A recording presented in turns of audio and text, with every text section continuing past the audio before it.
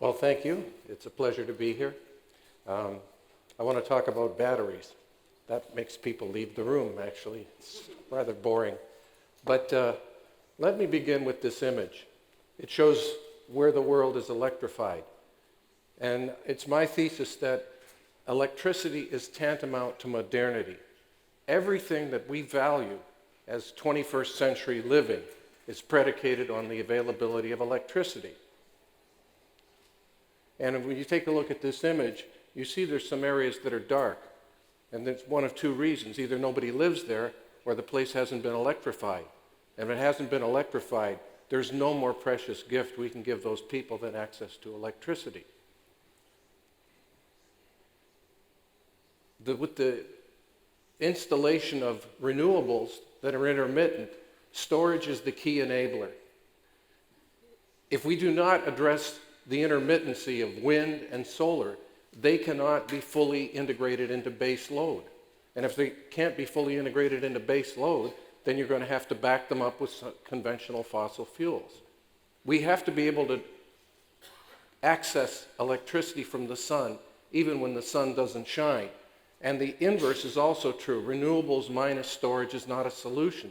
It's a problem because the way the grid operates, supply must be in balance with demand everywhere at all times. If this doesn't work, you have unreliable electricity.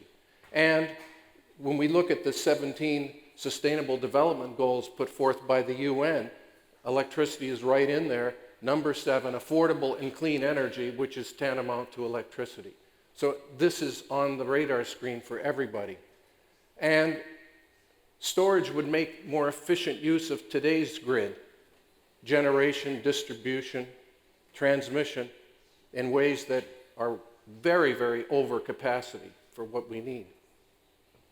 So why don't we have storage if it's so important? And the answer is this. This is not like writing apps for an iPhone. This takes a long, long time because it has to be secure and tested, reliable, and so on. Long service lifetime. For your telephone, every 2 years. Your computer, every 4 or 5 years. Here it has to be 20 years, 30 years. Does anybody have a 30-year-old rechargeable battery that's still working? I mean, I have one from the 1950s. It lies in a drawer. It's dead. It has to be safe. We cannot have a facility the size of this auditorium catch fire. Operationally flexible, has to be able to deal with short-term frequency regulation and long-term overnight storage. But ultimately has to be low cost because this is not like a phone that gives you enhanced capabilities. This is competing against deeply entrenched hydrocarbons. And so people will not pay a premium. They've done studies. They've asked people, would you pay a premium if you knew your electricity were 100% renewably generated? And they asked, how much would you pay more per month? And in the US, in the Southwest, in Arizona, they found that the pressure point was at about $10 per month.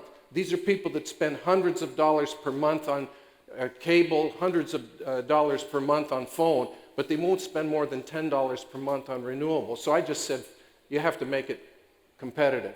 And it has to be all of them. I can give you a battery today that will satisfy 3 of those 4, but not all 4. And why is it taking so long? Because this is heavy industry. This is not like writing something for the phone. So I said, right from day one, it has to be cost informed. I made cost one of the requirements for the inventive process at the university. See, the university conventionally says, invent the coolest chemistry, get it published in the highest impact journals, and then if it works, you start a company, but it's up to the company to chase down the cost curve. But in this application, they won't get low enough. You have to think about cost on day one. So you have to think differently because it's not battery versus battery, it's battery versus hydrocarbons. So I said, first of all, confine the chemistry to earth-abundant elements. Now this is a graph.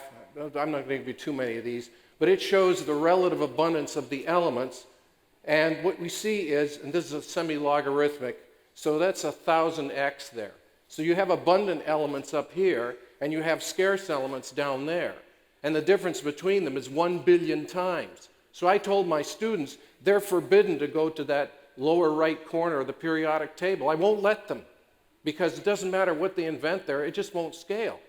You see, tellurium is about as earth abundant as gold, so why would I make a battery out of tellurium? It just won't scale. So I say if you want to make it dirt cheap, make it out of dirt, and preferably local dirt, because that way you've got secure supply chain. And the other thing is make it easy to manufacture. And so I think about design at the discovery stage. You know why they call the Gigafactory, where they produce the batteries for Tesla, why they call it the Gigafactory? It costs $5 gigadollars. $5 gigadollars. That's crazy. So I started by posing the right question. See, I said inventing a colossal, cheap storage device. I didn't use the word battery. If you use the word battery, you start thinking about how can I take the battery that powers this and make it the size of this room? And that's the way most of my colleagues operate. I don't do that. Instead, I sought inspiration from outside the field. Never talk to experts in an incumbent industry. They will negate everything that you suggest. They'll tell you, oh, that won't work. So instead, I sought inspiration from my other area of research, which is electrometallurgy. I worked on aluminum, magnesium, and so on. This is a modern aluminum smelter. It's about 30 meters from left to right, probably goes back about 2 kilometers. There's a man standing there. That gives you a sense of the scale. And this produces aluminum 24/7. And this is probably 500,000 amperes, 4 volts. That's 2 gigawatts, continuously producing aluminum. And yet we can go from dirt to metal for less than $1 per kilogram. So I looked at that and I said, wait a minute, if I can teach this thing not to consume electricity, but to hold electricity and give it back on demand, I know I'm going to have something big and cheap. So instead of starting with a battery and trying to make it bigger, I started with something that traffics in huge amounts of electricity and tried to figure out how to make the thing run in reverse. And that's what I did. And here it is, the liquid metal battery. It's got 3 layers. The top, this is just represented. We have many different chemistries, but just to get started, on the top is liquid magnesium. On the bottom is liquid antimony. And in the middle is a molten salt.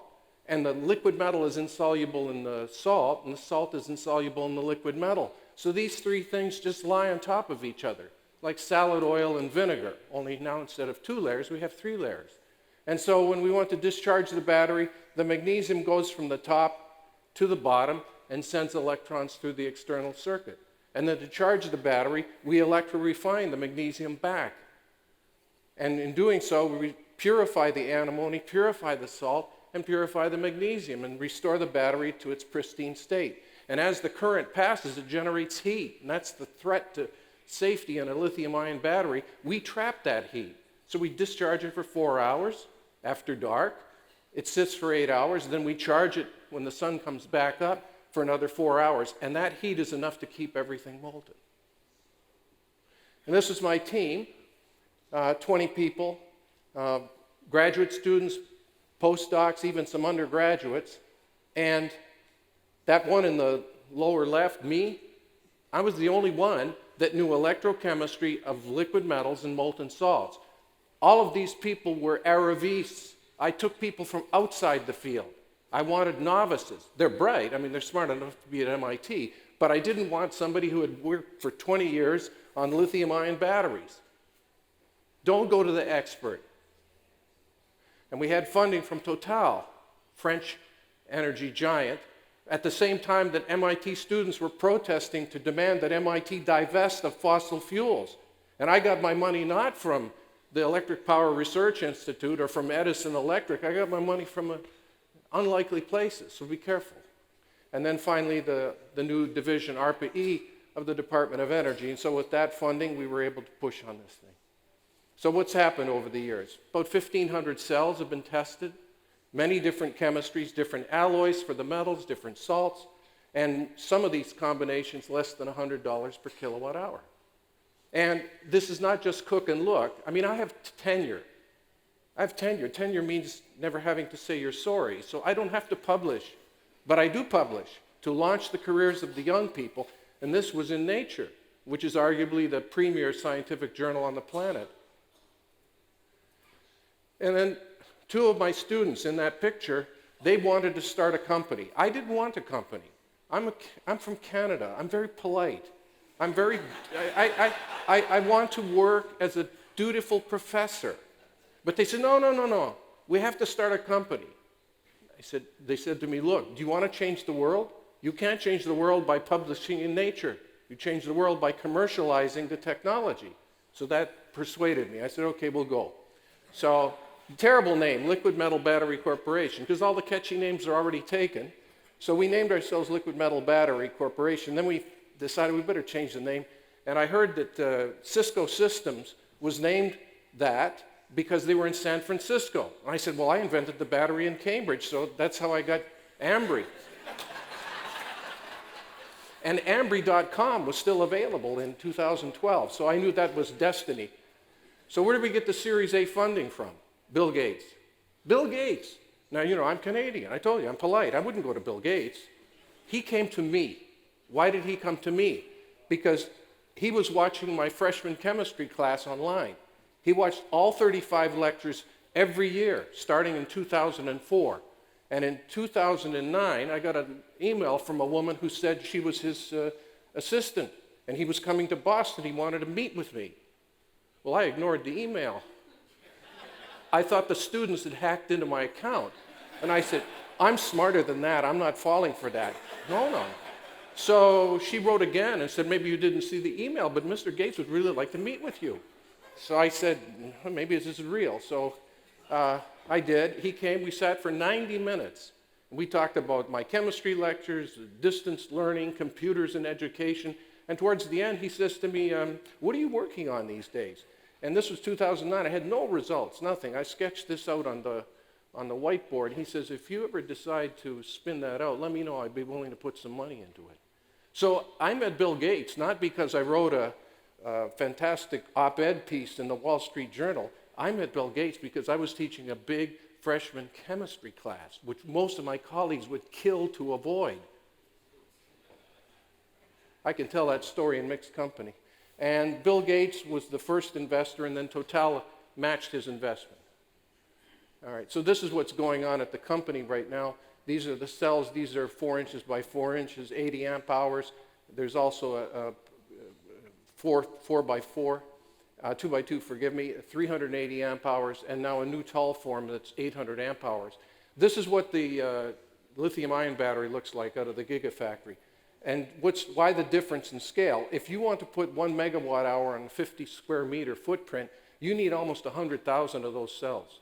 Whereas for us, we need more like 1,000 of those cells. So you can scale up too much. Now, this is the thing that makes the liquid metal battery fantastic. 4.5 years at temperature, 5,000 cycles. That means if you did it once a day, every day, that would get you beyond 13 years. And there it is, 99+% initial capacity. On a a lithium-ion battery would drop right down by 1,000. It's down to nothing. So this is showing the ability to run for decades. And this is the thing that's being built right now. This is 1/4 of a 40-foot shipping container, 18 cubic meters, 1,000 kilowatt hours, 350 kilowatts, so that would be a 3-hour drain. It weighs 15 tons. It has a terrible energy density, but it's not supposed to move. So who cares? Don't pay for attributes you don't need. And besides, this is an anti-theft protection. But the most important thing is it has to be priced less than lithium-ion. Even though lithium-ion doesn't belong in this sector, people keep coming to me saying, oh, lithium-ion, it's getting cheaper and cheaper. But it's never been demonstrated at scale for this application. So this has a threat of premature lock-in, and it could drive other inventors out of this space. So what's next? More chemistry at MIT. We continue to look for cells with higher voltage, lower temperature, lower cost. Cost is everything. And so this is one thing that we've started working on. We took an old zebra chemistry from the 1980s that failed because of a brittle ceramic membrane and figured out how to make it work. And again, publication in Nature, just to give you an example that the work is really intellectually sound. So what do we learn from all of this? So I've told you about the invention. Now I want to say something about the inventive process. I've alluded to this in the talk. What are the heterodoxies? What are the surprises? First of all, everybody says go to low temperature. They think high temperature is inefficient. They're wrong. High temperature, it takes nothing. The round-trip efficiency of these cells is 80%, which is higher than that of pumped hydropower. It doesn't matter. The round-trip efficiency is irrelevant. It's only dollars per kilowatt hour per cycle. So I wanted to go to high temperature because I knew with liquid metals and molten salts I had very fast kinetics and very, very high charge density as opposed to an aqueous solution. So this is contrarian. People say keep it low. Why? It's not going to my face. I don't care. I went to high. Second, scaling. Make many. I said, no. Make fewer, but make them larger. And the third one, human resources. Is just, you should get the best experts. I ignored the experts. Bright young people. And finally, global dissemination. I reject the Apple model, everything built in one factory. Batteries in the Caribbean should be built in the Caribbean by people of the Caribbean using Caribbean resources. That way, you become the authors of your own future. So let's look at the scorecard. What did we learn from all this? Well, those were the checkpoints. I've shown you the potential for long service lifetime. We've never had any fires. I was once visited by two men from the DARPA, the Military Advanced Research Agency. And they said, could you put this battery in the forward operating base in Afghanistan? I said, yeah. And they said, well, what happens if a sniper's bullet goes into the battery? I said, well, it'll alloy with the magnesium or it'll alloy with the antimony. I said, yeah, but it's got a leak. What happens then? Well, the liquid metal will freeze. And one looks at the other and he says, battle hardened. So you see, a high temperature battery is safer than a room temperature battery.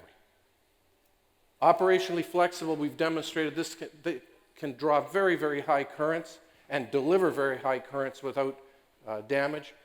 Ultimately, it's the low cost. At scale, can we get this out below the price of lithium-ion batteries? That's all that counts. So I give myself a check mark.